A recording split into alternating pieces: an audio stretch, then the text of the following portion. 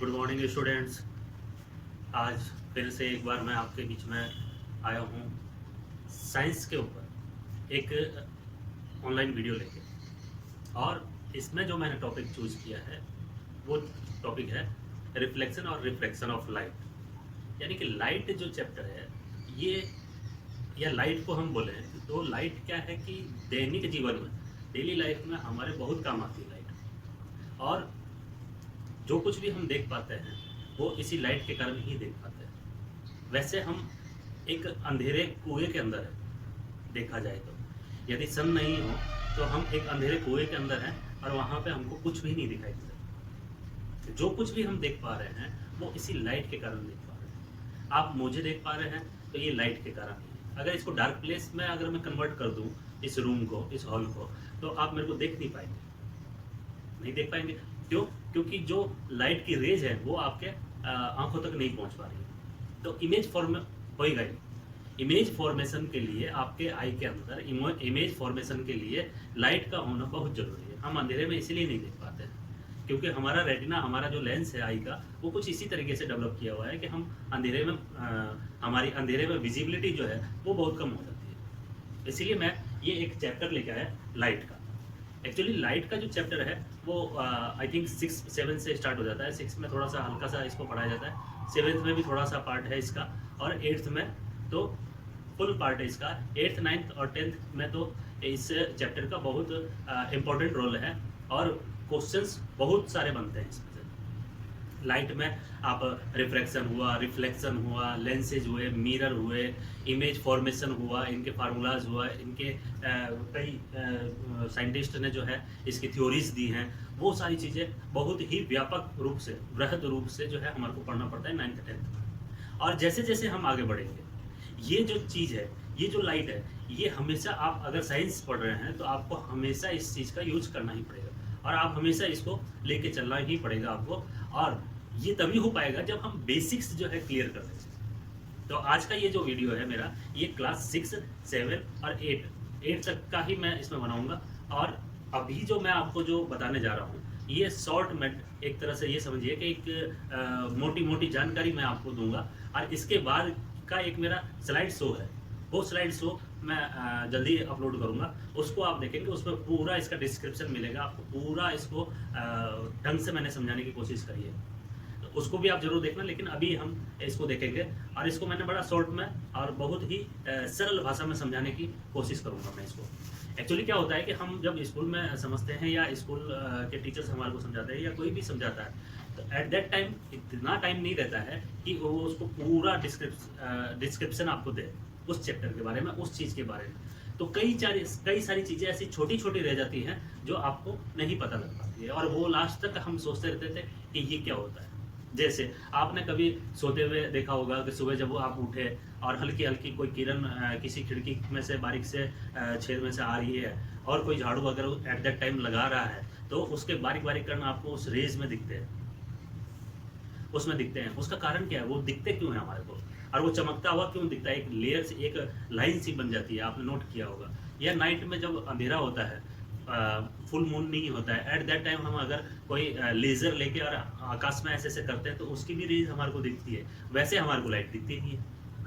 अगर आपको एकदम किसी ऐसे मीडियम में रखा जाए जहाँ पे कुछ भी नहीं हो, तो आप उस रेज को, उस प्रकाश को नहीं देख सकते।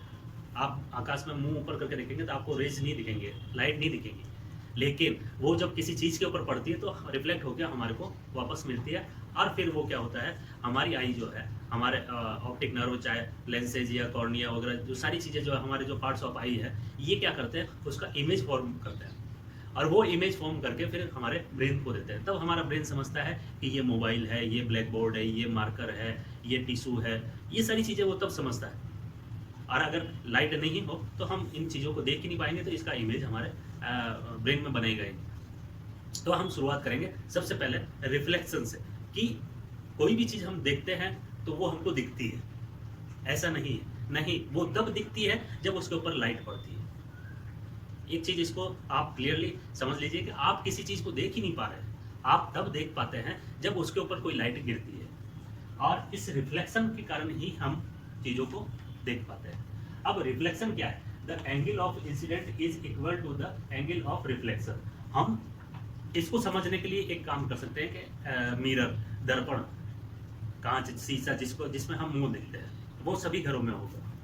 उसको आप एक प्लेन पे आप ऐसे रख दें, टेबल पे या सरफेस पे, प्लेन सरफेस पे आप उसको रख दें, और उसके ऊपर एक एंगल से अगर आप टॉर्च की रोशनी या लेजर की लाइट डालेंगे तो जहां टकराएगी वो वहीं से ठीक 90 डिग्री पे वो मुड़ जाएगी और दूसरी साइड में चली जाएगी। यानी कि ये जो एंगल होगा आपका, ये 90 डिग्री का होगा। ये क्या होगा? 90 डिग्री का होगा। ये मैंने टॉर्च जलाई, ये मिरर है, और इस मिरर पे जैसे ही पड़ेगी ये एक पी पॉइंट पे टच होगी, वहां पे टच होकर वो एग्जैक्टली 90 डिग्री पे रिफ्लेक्ट कर जाएगी। अब इसमें जो पार्ट है जो आपके क्वेश्चंस में आते हैं और जो आपको बुक्स में पढ़ाया जाता है, incidence is equal to the angle of reflection. Incidence ray जो हम उस ग्लास के ऊपर डाल रहे हैं, और रिफ्लेक्टेड रे कौन सी है? जो उस ग्लास पे पड़ने के बाद में रिफ्लेक्ट हो रही है। तो अब इसमें हम देखते हैं कि अगर इसको एक फिगर के थ्रू देखें तो ये मिरर हो गया, ये परपेंडिकुलर एक इसके ऊपर लाइन है एकदम 90 डिग्री पे। यानी कि 90 डिग्री कहने का मतलब ये है कि ये इसका एंगल जो है 90 डिग्री है। अब इसमें अगर ये रे यहाँ पड़ रही है तो ये रिफ्लेक्ट होकर ऐसे जा रही है।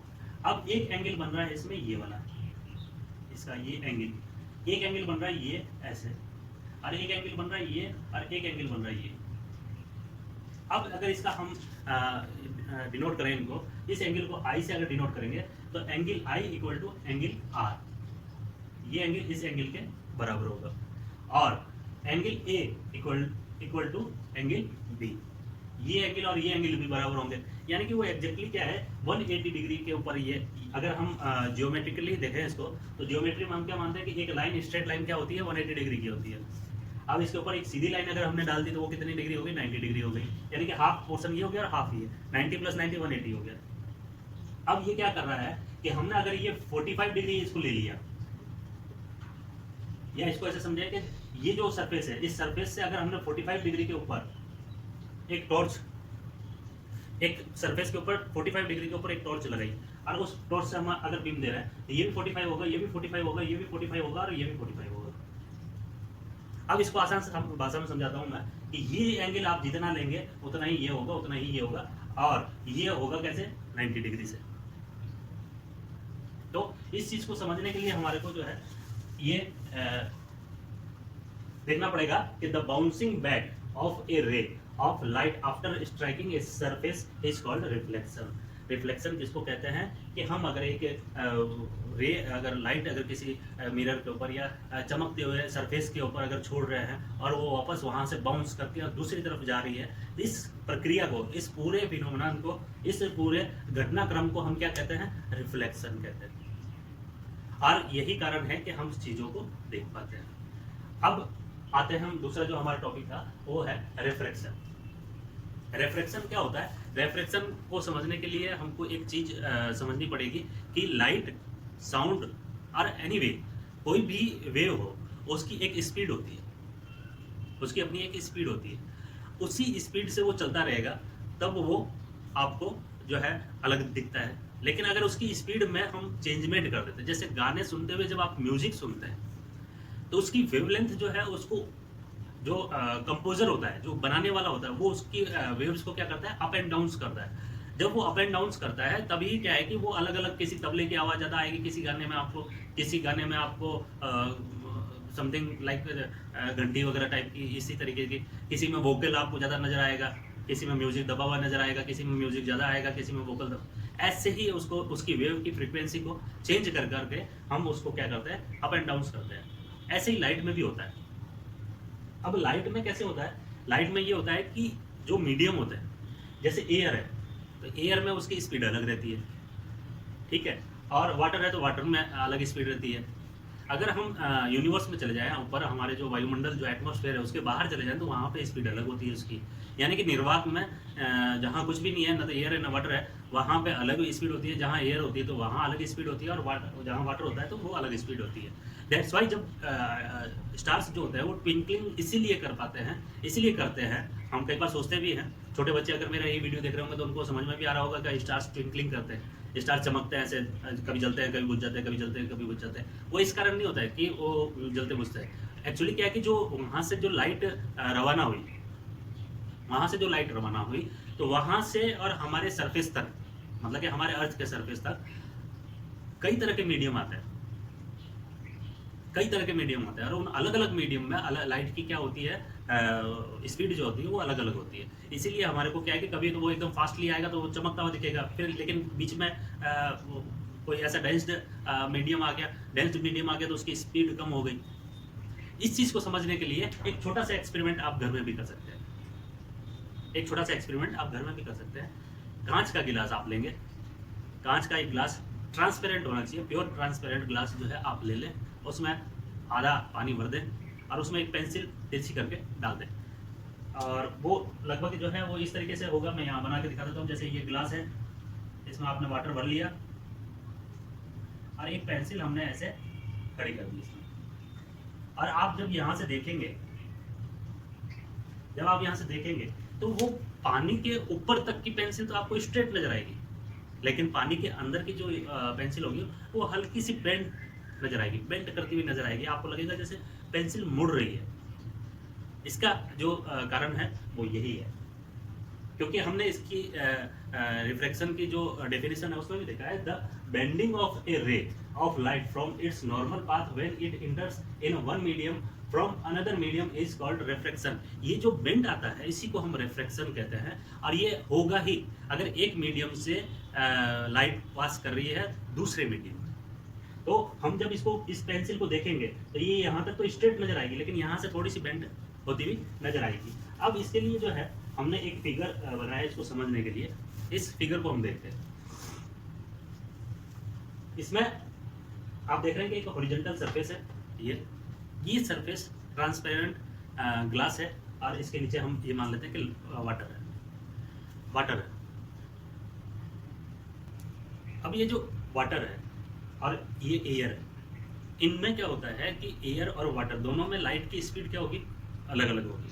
अब हम यहाँ से एक लाइट डाल रहे हैं, ये सरफेस है, ये ट्रांसपेरेंट सरफेस है, और इसके नीचे पानी है, वाटर है। अब ये जैसे ही हम इसके ऊपर डाल रहे हैं तो यहाँ पे एक पॉइंट है, ये है P, मान लेते हैं ये एक P पॉइंट है। अब इस P पॉइंट से ये जानी कैसे चाहिए थी, ऐसे, ये रे जानी कैसे चाहिए थी, एकदम स्ट्रेट ऐसे जानी चाहिए थी, लेकिन ये क्या हुआ, यहाँ पे टकराने के बाद में थोड़ी सी बेंड कर गई। बेंड किसकी तरफ कर गई, ये जो एक्सिस है, ये एकदम मिडिल में जो एक्सिस है, नॉर्मल एक्सिस जो है, इसकी तरफ बेंड कर गई। अब इसमें क्या हुआ कि इसमें हमारे को दो एंगल मिले, एक तो ये और एक ये। अगर हम ये मान लेते हैं कि ये θ1 है एंगल और ये θ2 है, तो θ1 एंगल और θ2 एंगल जो होगा ये बराबर होगा। और इसके लिए क्या है कि स्नेल ने, एक बहुत फेमस साइंटिस्ट थे, इन्होंने इसके ऊपर एक फार्मूला दिया, और वो फार्मूला था स्नेल्स फार्मूला। इसमें क्या कह रहा है कि ये जो रिफ्रैक्टिव इंडेक्स n1 है और ये रिफ्रैक्टिव इंडेक्स n2 है, तो n1 sin θ1 equal to n2 sin θ2। यानी कि हमने जो इसकी जो डेफिनेशन देखी थी उसमें भी इसने यही कहा कि जो लाइट है या रे है वो एक मीडियम से दूसरे मीडियम में जब पास करती है तो उसकी स्पीड चेंज हो जाती है, और उसके कारण से क्या होता है, हमारे को वो चीज़ें उसी पाथ पे नज़र नहीं आएगी, हल्की सी बेंड होती हुई नज़र आएगी। तो इसको हम रिफ्रैक्शन करते हैं। और ये जो चीज़ है रिफ्रैक्शन, ये समझने के लिए हमारे को मेरा जो अगला जो वीडियो आएगा, स्लाइड वीडियो आएगा, वो स्लाइड वीडियो आप जरूर देखना। उसमें मैंने इसको बहुत अच्छे ढंग से क्लियर करने की कोशिश करी है। और फिर भी यदि अगर आपको कोई समस्या है या कोई चीज़ समझ में नहीं आए तो आप मेरे से डायरेक्ट कमेंट करके पूछ सकते हैं। तो हमने आज जो है फिजिक्स जो सब्जेक्ट है, फिजिक्स सब्जेक्ट में रिफ्लेक्शन और रिफ्लेक्शन लिया था, और लाइट को हमने समझा था। लाइट चूँकि छोटी क्लासेज में 6-7 क्लासेज में लाइट का बड़ा महत्व है, और आप जब लाइट चैप्टर पढ़ेंगे तो जैसे मून है, मून एक्लिप्स है या सन एक्लिप्स है, ये सूर्य ग्रहण चंद्र ग्रहण कैसे होते हैं ये भी समझते हैं हम, उसमें सारी चीज़ें देखते हैं। लेकिन ये होता कैसे है, ये सिंपली हमको मान के चलना पड़ेगा कि मून के पास में अपनी कोई लाइट नहीं है, मून के ऊपर लाइट किसकी पड़ रही है, सन की लाइट पड़ रही है, तब हम उसको चमकता हुआ देख पाते हैं।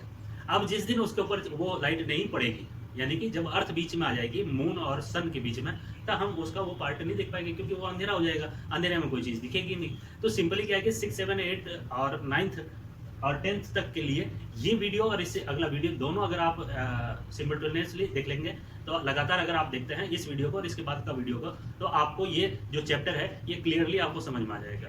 इसके बाद में मैं लेंस, उसके ऊपर एक छोटा सा वीडियो आपको दूंगा, उसके बाद में फिर स्लाइड वीडियो में आपको दूंगा।